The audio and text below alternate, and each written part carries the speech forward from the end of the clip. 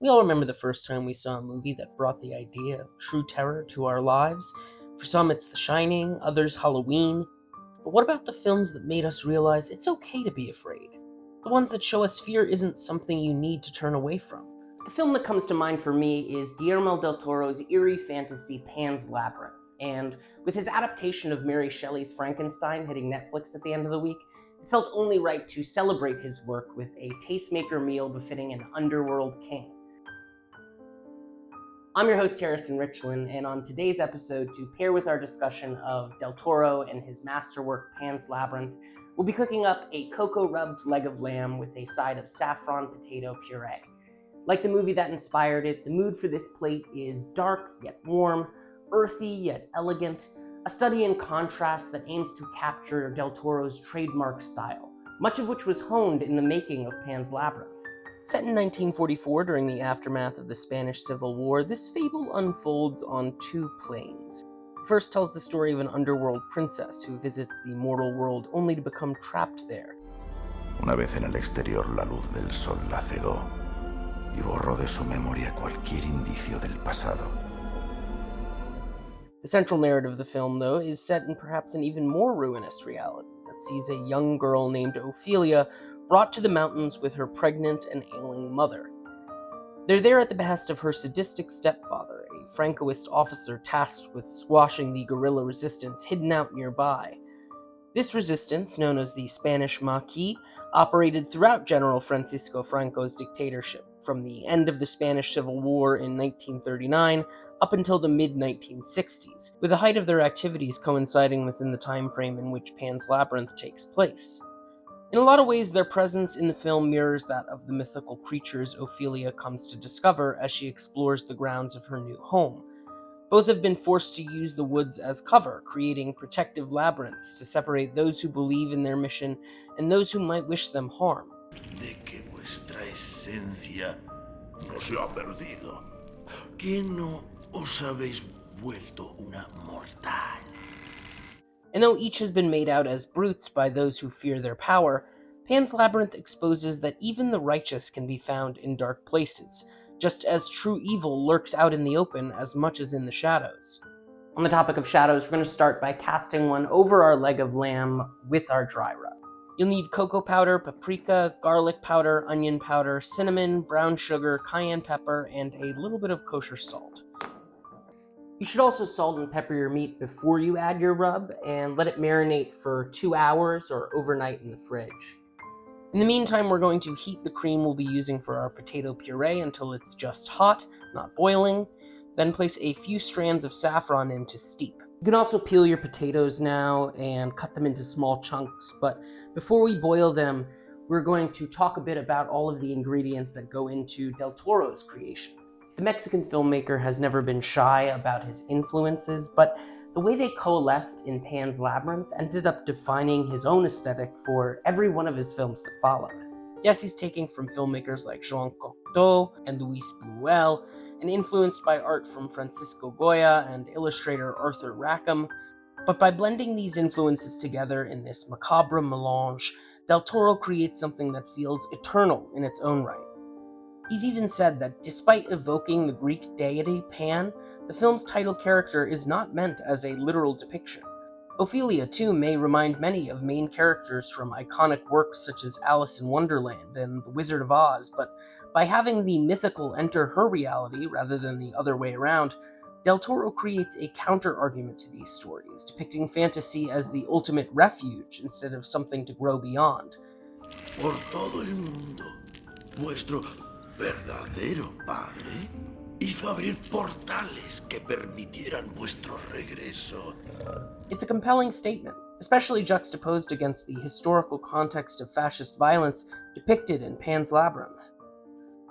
Like the creatures who reveal themselves to her over the course of the film, Ophelia comes to discover members of the resistance hiding in plain sight, including the doctor caring for her mother and her new housekeeper, played by Maribel Verdú. You may recognize her from Y Tu Mama Tambien, directed by Del Toro's amigo, Alfonso Cuarón. He actually serves as a producer on Pan's Labyrinth. Del Toro was going to put like $100K of his own money into the movie, but Cuarón, being the good friend that he was, told him not to and agreed to split it with him. Wish I had friends like that. I think there's a beautiful link here in how much Pan's Labyrinth becomes about tests of character, and how Ophelia often feels herself guided towards the outcasts, both real and mythical. Once this pan is up to temp, throw in a high heat oil like vegetable or canola, then sear your meat on all sides. It should be nice and brown all over, but even if you get a little burn in there, it'll still taste great.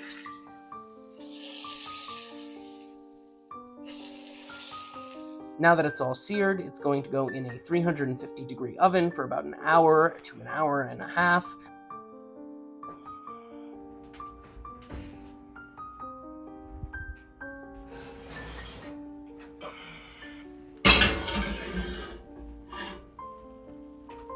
Then onto a plate and covered with tinfoil for another 15 minutes before slicing. While that's resting, we are going to put up some water to boil our potatoes, and then we are going to use the same pan we cooked our lamb in to make a little bit of jus to put on top of everything. I'm going to be using some shallots and garlic, some tomato paste and paprika, red wine, and about a cup of beef stock. Let it all reduce, then add a dab of butter to get that silky texture. Texture is an incredibly vital component to Del Toro's work, and in a lot of ways, Pan's Labyrinth serves as a skeleton key for how this element of his craft has developed. For instance, we can see Pan's DNA all over The Shape of Water, with Ophelia and Eliza both acting as hidden princesses, as well as the villains of each story being in positions of governmental authority. Plus, they both manage to come across as more grotesque than the actual beasts that inhabit each narrative. This upending of the traditional relationship between monster and human has become Del Toro's modus operandi, and perhaps comes full circle with his latest creature feature, Frankenstein. See, one of the main inspirations of Pan's Labyrinth was a Victor Erice film called The Spirit of the Beehive, which is similarly set in post-Civil War Spain and explores, in part, a young girl's fascination with the 1931 adaptation of Frankenstein starring Boris Karloff. In bringing to life his own interpretation of Mary Shelley's misunderstood monster, Del Toro honors not only his love for the films that inspired his obsession with finding beauty in the bleak, but also on the work that he's contributed to the canon, with both Frankenstein and Pan's Labyrinth reflecting his deep compassion for the ghastly and grotesque. No sentirás más dolor. Both of these films, as well as The Shape of Water, also beautifully acknowledge death as a new door to be opened, one that could lead to more love and joy than his characters ever found in their mortal existence. This is ultimately what makes Del Toro's work feel more hopeful to me than it does morbid, and why despite our meal's grim aura, it still offers a certain level of rich decadence, particularly when it comes to our saffron potato puree. You can use a masher or a ricer, but I'm also going to use an immersion blender just to make sure it's completely smooth.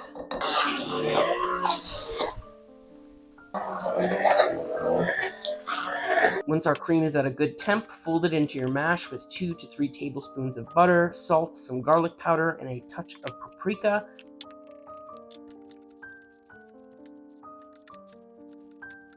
If you want to serve the meat on its own platter, you can fan it out and top with the jus, as well as some pomegranate seeds and roasted thyme for a bit of color. But I recommend individual plating, so you can do a half-moon design with our potato puree. As vital as presentation is to our meal, it is perhaps even more essential to a filmmaker like Del Toro. Even Pan's Labyrinth began as a series of notebooks and ideas he collected over multiple years, all of which was further expanded upon as he worked with art departments and various designers to bring all of his visions to life. But despite his fixation on aesthetics, what I've always found most spellbinding about his work is his ability to never sacrifice depth of feeling for style. The journeys his characters go on are always made to feel as if an experience they've been destined for, thereby allowing his audience too to feel like they are a part of a larger world fabric, one that not only existed in a far-off past, but repeats itself over time. In this way, we could all be princes and princesses, or monsters and madmen at any given point, with the ability to forgive and sacrifice often being what separate the two. We are all creatures. I mean, we have a world that tells you shouldn't be a creature, but in reality, we're all weird in some way. And it's not the weird that is bad, it's the fact that we say that the weird is bad, that is bad. Pan's Labyrinth may be the best example of this, with Ophelia only completing the tasks that will allow her to enter the realm she's meant to serve after protecting her newborn brother. This is a loaded responsibility, as this child has brought with it much of the devastation Ophelia has had to endure in recent days, and is also tied to a man whom she despises. And yet, in refusing to harm him and giving up her own life in the process of protecting his, Ophelia is redeemed for her selflessness, with all her loss finally giving way to the full life she was meant to experience. That's how this meal should wash over you as well. If all of the effort put into making it was centered around painting a moody, somewhat haunted portrait, eating it should be all about embracing the indulgence it offers. The same can be said of Del Toro's work, as he always seems intent on serving up carefully curated imagination and complex pathos in equal measure. This is more than clear in Pan's Labyrinth, but considering his own long-held relationship to the material, Frankenstein may just end up serving as a strong companion to it.